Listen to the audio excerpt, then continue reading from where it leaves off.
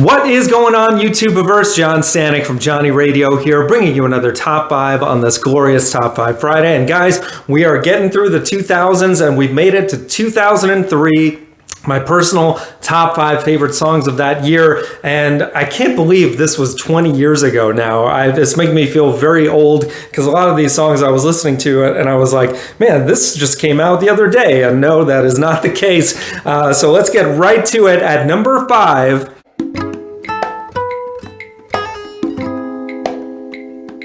Rodeo Clowns by Jack Johnson, a real gem off of his sophomore album On and On, which I felt like this album wasn't as great as his debut record Brushfire Fairy Tales a few years before, but it does have some classic tracks like this one that G Love and the Special Sauce went on to do their own version of it, which I think actually was technically released before this album hit, which was, kind of cool. But this, I think, is the definitive version. It is just one of Jack's greatest songs, quite honestly. And at under 3 minutes in length, as soon as it's over, you want to go back and listen to it again. It's got everything you love about Jack. It's got that real Hawaiian, Caribbean reggae vibe to it, but also it features a rapid fire verse by Jack, which shows that he also was heavily influenced by rap groups like A Tribe Called Quest as well. And it's just classic Jack all the way through. Gotta love it. And that's just my number 5. So now at number 4,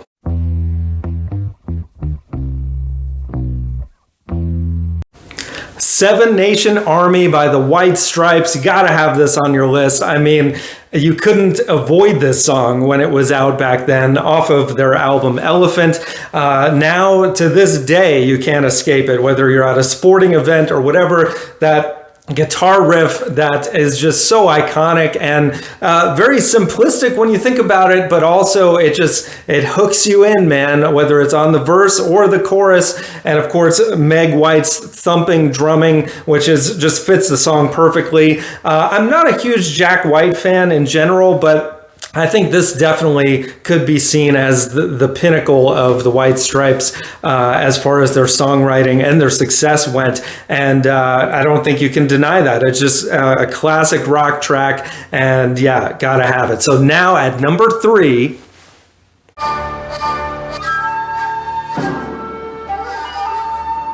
Nobody's Listening by Linkin Park off of Meteora, which what a great follow-up album. And there were several songs I thought of going with, like Faint, which, the huge hooky chorus on that one.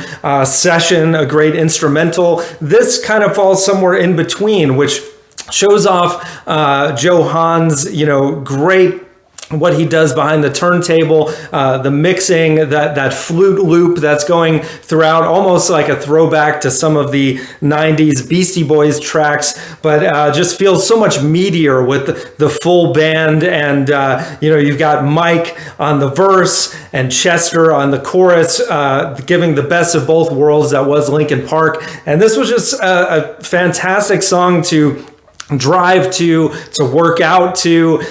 Linkin Park up there with Rage Against the Machine, as one of those bands that's just great to get out there and just get off some steam in some way. And this is just, I think, a real underrated gem in their discography. Such a great song. So now at number 2,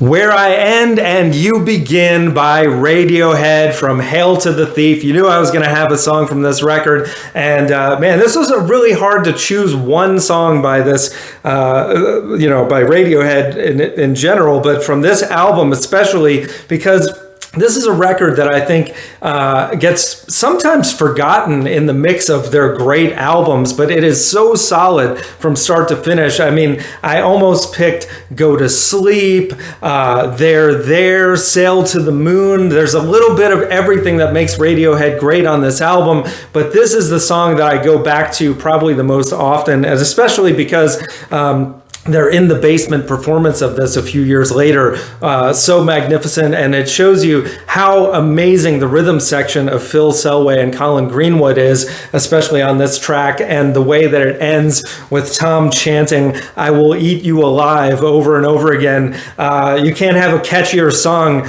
about cannibalism, I guess. Just so great, and that's just my number 2. So now at number 1. My baby don't mess around because she loves me so, and this I know, but Hey Ya by Outkast. I mean, come on, another song you could not escape in 2003, and still to this day, you hear it all the time, whether you're at, a social gathering, a wedding of all things.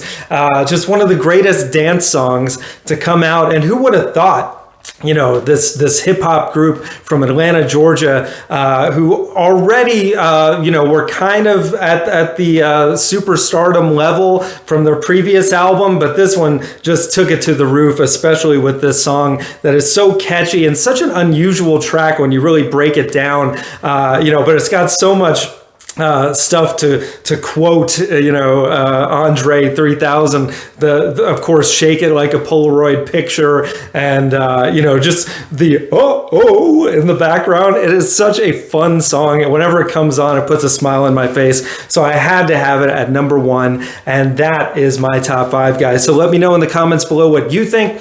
What would your top 5 be? If you're so bold, leave me a top 10. There were so many great tracks in that year. And guys, we have top 5s every Friday, album reviews, so much more. Thank you for watching. And as always, Viva La Vinyl. So guys, thanks so much for watching. Please like, subscribe, and be sure to ring the bell for notifications so you can always see great quality content like you're seeing on the screen right now. Thank you so much for supporting Johnny Radio, and I'll see you soon.